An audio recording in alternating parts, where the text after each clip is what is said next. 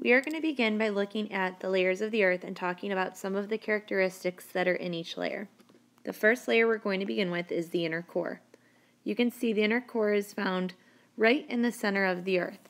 Some important features that you need to know is that the inner core is a dense ball of solid metal. In the inner core, extreme pressure squeezes the atoms of iron and nickel so much that they cannot spread out and become liquid. So because of this high pressure, we have now created a solid.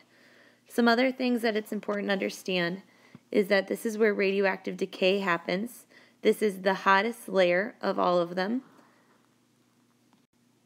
And it is responsible for Earth's magnetic field, which is something we'll talk about more as we go through this unit. The next layer is the outer core. Again, two of the main layers or elements in this layer are nickel and iron. However, it's under a lot less pressure, and because it's under less pressure, these atoms can spread out and it's forming a liquid. This heat down in the inner core starts to generate these convection currents. With convection currents, the warm material begins to rise, and it begins to do so in this outer core. In this layer, you can see we have some additional elements that make up this layer, along with our convection currents continuing. This layer is primarily a solid, and it also accounts for 80% of the mass. In these convection currents, the warm material still begins to rise. Once it reaches this top here, it cools down and it sinks, and these convection currents continue throughout this layer. Again, remember that convection currents are all powered by this heat coming from the inner core. The next layer we have is the asthenosphere. The asthenosphere is kind of like road tar softened by the heat of the sun. This part of the mantle is somewhat soft and it can bend like plastic. Although the asthenosphere is softer than the rest of the mantle, it's still solid. If you kicked it, you would stub your toe. This layer allows our plates, or our crust, known as the lithosphere, to move. One of the topics we will begin to get into are the plates and the directions that they move. But right now it's important that you understand that the very top layer is called the lithosphere. It's also known as the crust, and it's broken up into different pieces, and it floats or it moves on top of the layer called the asthenosphere. There are two types of crust: continental crust, which is your land. It's going to be the thickest of the two, and also oceanic crust. So way beneath the ocean floor is known as the oceanic crust. And again, this is thinner. Here are one of the questions that was on your quiz, and we're going to go over it together. So it says the inner core of the Earth is solid due to. The answer for this one is being under increased pressure. Remember, we said that the inner core is a solid. It's made up of nickel and iron, and because there is so much pressure pushing down on it, nickel and iron cannot spread out, therefore it becomes a solid. The next question says, Earth's inner core is. For this one, we just said it's a dense ball of solid metal. Those two types of metal are iron and nickel.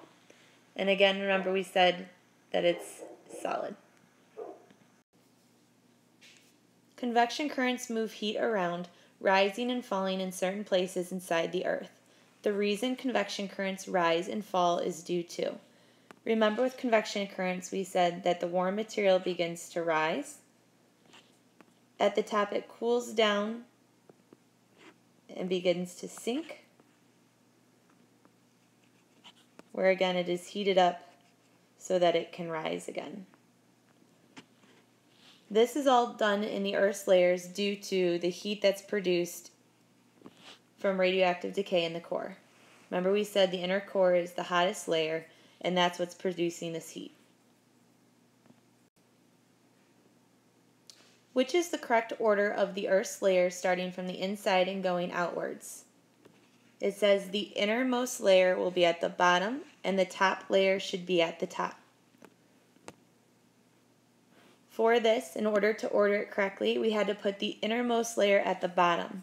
So we can see over on the side, our innermost layer is going to be the inner core.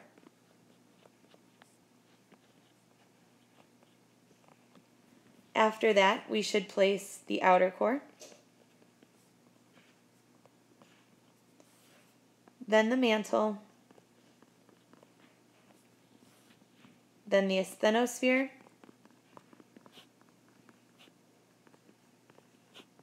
and finally the top layer is the crust, but we know it as the lithosphere.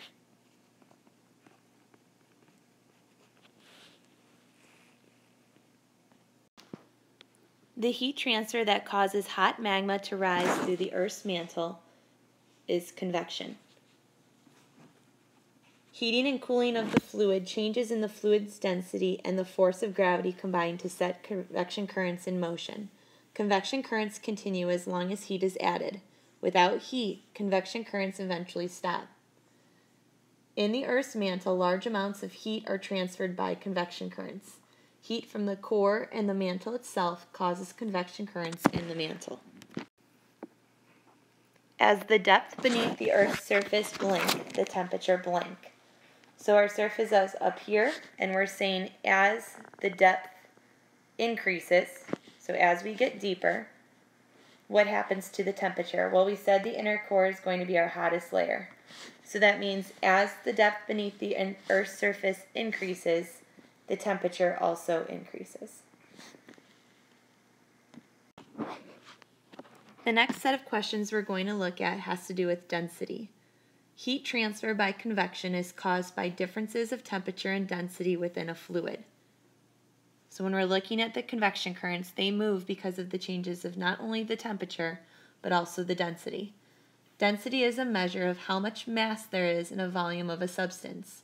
For example, rock is more dense than water because a given volume of rock has more mass than the same volume of water. When a liquid or gas is heated, the particles move faster and spread apart. As a result, the particles of the heated fluid occupy more space. The fluid's density decreases. But when a fluid cools, its particles move more slowly and settle together more closely.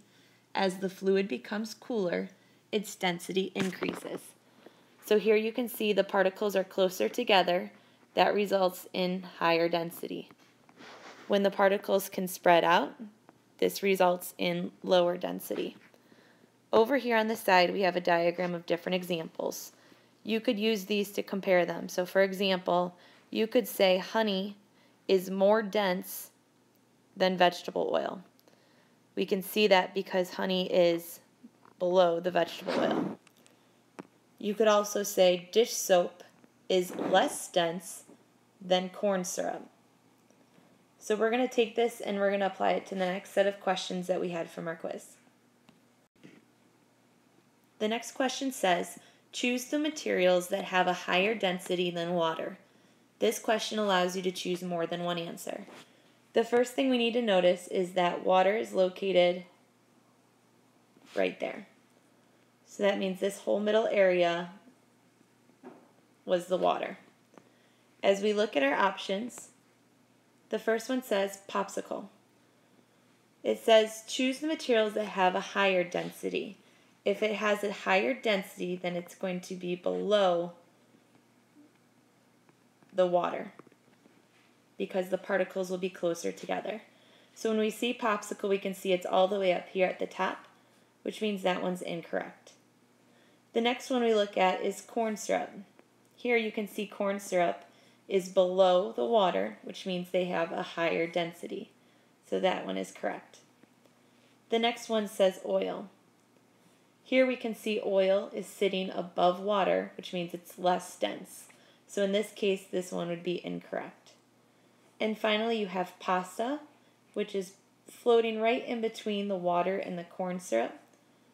But because it is below the water, it means that it does have a higher density.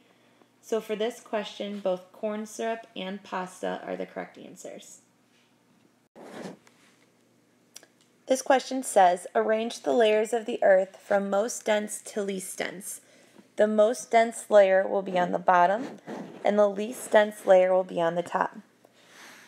So just like our diagram over here, the layers of the earth also have different densities. Over here, corn syrup and paperclip were the most dense objects in that example. When we are talking about the layers of the Earth, our most dense materials go to the center of the sphere. In this case, that's going to be the inner core. So for our answer, the bottom one should be inner core. From there, we just work our way inside out, which means the next layer that's going to be less dense than the inner core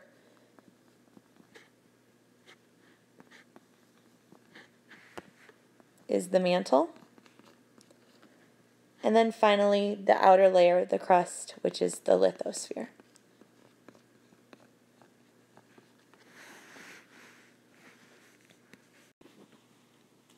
The next set of questions applies that density concept and converts it to the convection currents in the mantle and understanding how the material is moving. So a couple things that I would like you to understand first is this diagram is showing the crust, which would be where we are. So those are going to be my little people. Then we're talking as we get deeper into this area, the temperature is going to get hotter.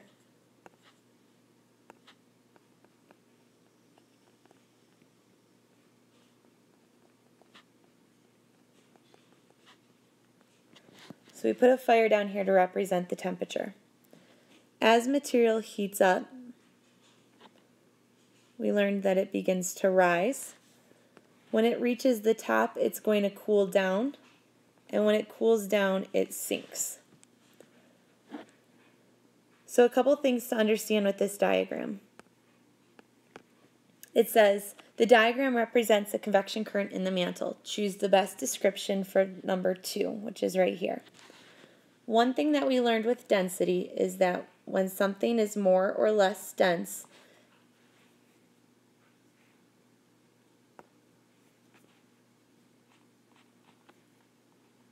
it's going to rise or fall. So just like the diagram with all of the different liquids, they were stacked on top of each other. So density is going to act in an object going up, or the object is going to sink. In 2, we can see that the object is moving down. When the object is moving down, it means that it is more dense, which would have been this answer right here, the movement of denser material. It's important to understand that at the bottom here is where the material is going to heat up. So it isn't really affecting on density yet. Remember, density does not move side to side, it's going to act up and down. So here at 3, the material is going to heat up. It's going to rise because it's less dense. Towards the crust, it's a lot cooler, so it begins to cool down. And once it does cool down, it eventually sinks. And it sinks because it is more dense. Here's the same diagram again, except for now it's asking about number 1. So just as we did before, material heats up, it rises. At 1, it's going to cool down, and then it's going to sink. Again, remember that we said density is going to act up and down. So in this case, when we look at number 1, the material is moving across. In this case, the answer is going to be C, the cooling of warmer material. So this material was warmed up. When it reaches spot 1 towards the crust, the temperature is a lot cooler up there. At that time, the material is going to cool down. Think of it as a lava lamp. When the lava goes to the top of the lamp, it begins to cool down up there. Once it finally has cooled down, that blob sinks down to the bottom where it can heat up again. So 1 is going to be the cooling of warmer material. These convection currents are responsible for moving the plates, and the movement of the plates we'll talk about later, but what we want you to make sure you can understand right now is that the direction the convection current is going to affect the direction that the continent or the plate moves. So when we're looking at this example here, it asks which direction is continent A moving. If you see here, convection currents are going this direction. The continents are only going to move side to side, so they're not going to be moving up or down. So that's why the first 2 answers are not possible. Because the convection currents are going to the left, that means the continent is also going to the left. These are the same convection currents, just applied to a different question. This says, what is happening to the convection currents at point 1? So point 1 is right here. From here, we know that the material is going to cool down, and once it cools down, it's going to begin to sink. When something sinks, it's because it is more dense. So when we look at our options, it says more dense material is going to start sinking. And that's what's going to be happening at 1. This says what is happening to the convection currents at point 4. So here we can see point 4. We can see that they are about to go up. And we know something can go up if it is less dense. So when we look at our options, we have less dense material beginning to rise. So remember, less dense is going to move up, more dense is going to sink. The one way that we can find out all of this information about the layers of the earth is through seismic waves. So what happens is when an earthquake occurs, it emits waves. These waves travel through different materials differently. So we're able to study how the waves refract and reflect, and from there we can tell what the different materials are made up of. And we can tell that not all the materials are the same due to the way that they move or reflect or refract in different ways. Finally, the last question says, cooking an egg in a frying pan is an example of. If we look over here, we have 3 different types of heat transfer that we learned about.